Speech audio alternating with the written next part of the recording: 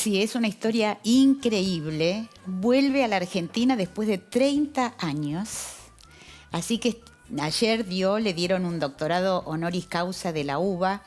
Le dieron este reconocimiento, todo el mundo muy emocionado y ella muy emocionada, incluso lagrimió en algunas partes de su exposición porque antes de que le dieran el documento, digamos, que había sido adjudicado ya, otorgado en 2012, pero en ese momento no pudo venir, así que estuvo guardadito hasta ayer que vino a buscarlo. ¿Cómo se llama? Se llama Mary Claire King. ¿De dónde es? ¿Americana o inglesa? Es norteamericana, nació en una pequeña ciudad cercana a Chicago. Se graduó primero como matemática, summa cum laude, o sea, con todos los honores. Acá hay un...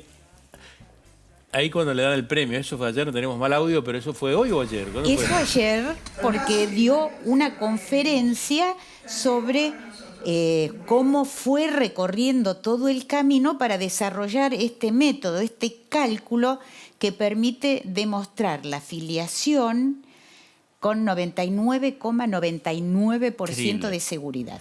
Ahora, ahí tenemos una foto en la cual, imagínate, en la década del 80 largos, en el cual dos mujeres argentinas que habían habían desaparecido sus nietos y sus hijos, van a buscar a Estados Unidos a una persona que tal vez podía encontrarle a su familia. Es muy loco. Bueno, o sea...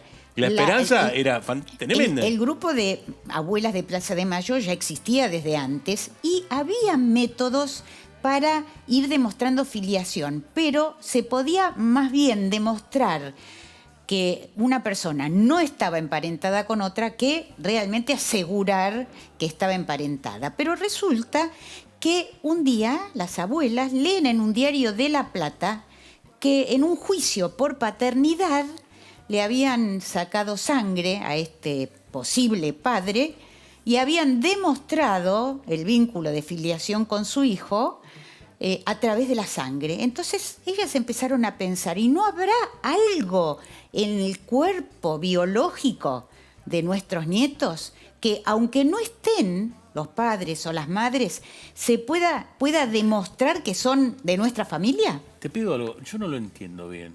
¿Vos lo podés explicar, si te lo entendiste, cómo hizo esta mujer? Sí, fue paso a paso, ¿no es cierto? Porque como vos muy bien dijiste recién en 2000 se dio a conocer la secuenciación del genoma humano. Y esto estamos hablando de los años 80, que las abuelas, una delegación, viajaron a una reunión de la OEA en Estados Unidos y se iban con esta inquietud.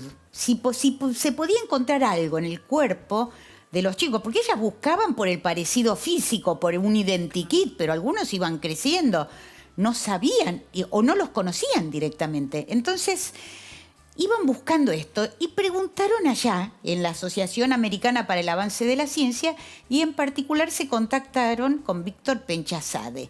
Y él les dijo, en teoría debería poder hacerse, pero es algo que todavía no se desarrolló. Déjennos pensar. Y él consultó con varios genetistas y ubicó a Mary Claire King, que, como te digo, era una matemática que había hecho un curso de genética y se había enamorado de la genética. Y se había puesto a trabajar en genética poblacional. Pero a mí no me entra lo siguiente, porque quiero entenderlo de esta manera. Pasa, uno dice, bueno, yo supongo que soy adoptado, que mis padres no son mis padres. Antes le veían la cara, no era. ¿Y ella cómo se dio cuenta? Bueno, no se fijaba en la cara. No, justamente. obviamente, te lo digo así burdamente, pero ¿cómo se dio cuenta? Ella dijo, tenemos que poder encontrar las semejanzas biológicas, ¿no? En ese momento no se podía secuenciar los fragmentos de ADN. Entonces empezó por otro marcador, que es algo que seguro que todos los que nos están mirando alguna vez lo escucharon, que son los antígenos de histocompatibilidad, que se usan... Ahora entiendo. Para los trasplantes. Claro. Y que tienen mucha variación, son unas proteínas que están en la superficie. Qué bueno lo que contás. De las células. Y como tienen tanta variación, la probabilidad de que sean parecidos o muy parecidos entre dos personas que no son familiares es remota. Entonces quiere decir que hay un vínculo ahí familiar. Para que vos entiendas lo que hizo esta mujer, fue decir, ponele, Nora me va a donar su riñón a mí, pero para que ella me done el riñón a mí, tenemos que tener la misma historia, tenemos que tener la misma, alrededor de las células tenemos que ser y casi iguales, tendríamos que ser hermanos, ¿me entendés? Para que seamos iguales esas células. Eso es histocompatibilidad. Si no es igual, lo rechazás. Exacto. Bueno, entonces ella usó esos marcadores me encanta. para empezar a probar los vínculos de filiación. Así identificaron a la primera nieta que se identificó con este método. Pero eso no era suficiente. Y justo después, en esos años, entre 1984 y 1990, se hicieron otros avances científicos que fueron cruciales. Y uno de ellos fue la PCR, la famosa PCR, que también escuchamos hablar mucho durante la pandemia, porque es como una máquina fotocopiadora que copia y copia y copia fragmentos de ADN y entonces permite precisar muy bien o un diagnóstico o una identificación.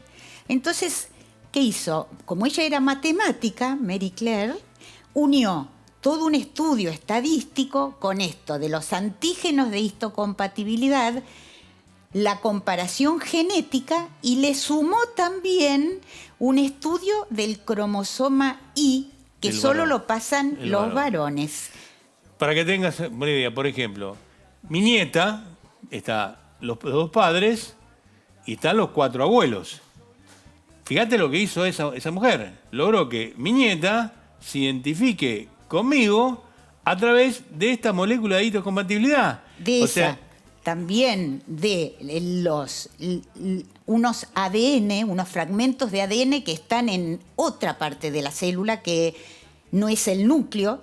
La célula es como un huevo, ¿no? Está el núcleo, sí, el citoplasma, que es como la yema, sí, y la membrana. Bueno, en lo que sería, perdón, la clara, no el citoplasma. Sí. En lo que sería la clara, hay como unos órganos pequeñitos que le llaman organelas que tienen fragmentos de ADN. Y esos solo los transmite la mamá. Qué maravilla. Pasan por vía materna. Para que tengas una idea, esta mujer cambió la historia argentina. Para tener si esto no se hubiera investigado, la historia hubiera sido diferente. Cambió la historia argentina. Y de otros países. Eso me interesa saber. Porque, ¿qué pasó? Una vez que se puso a punto ese método y que ya era irrefutable, después se creó el Banco Nacional de Datos Genéticos en 1987 para guardar las muestras de sangre y las muestras biológicas. La pregunta siguiente fue, ¿y a partir de esos nietos se puede identificar restos de los que podrían haber sido sus padres o madres? Y sí, avanzaron y junto con el equipo de antropología forense, también argentino, creado en la Argentina, pudieron identificar restos que habían sido dejados, digamos, en fosas comunes, sin identificar, a partir de esos chicos. Y se usó en Chile, en Filipinas, en Ruanda, en un montón de países este método. Es una científica tan humana que incluso hizo una colaboración entre científicos palestinos e israelíes, que normalmente sus países están en una confrontación, para investigar la sordera hereditaria. Para que te des una idea de la pasión que le pone Nora, la pasión que tiene esta mujer por la ciencia y cómo contarla y cómo mostrarla, es apasionante. La verdad que me emociona, te lo digo realmente, porque lo contás con una pasión que a mí me encanta. Y vos también. Sí, es muy lindo porque muestra cómo es importante la dimensión científica, que indudablemente ella la tuvo, una gran genetista, y la dimensión humana. En este proyecto de colaboración que hizo, en esta colaboración que hizo entre científicos palestinos e israelíes, ella dijo, soy una convencida de que podemos hacer ciencia útil y bella, aunque nuestros países estén en guerra. Espectacular. Nora, un placer como siempre. La número 1, la one, como le llaman. Gracias, Nora.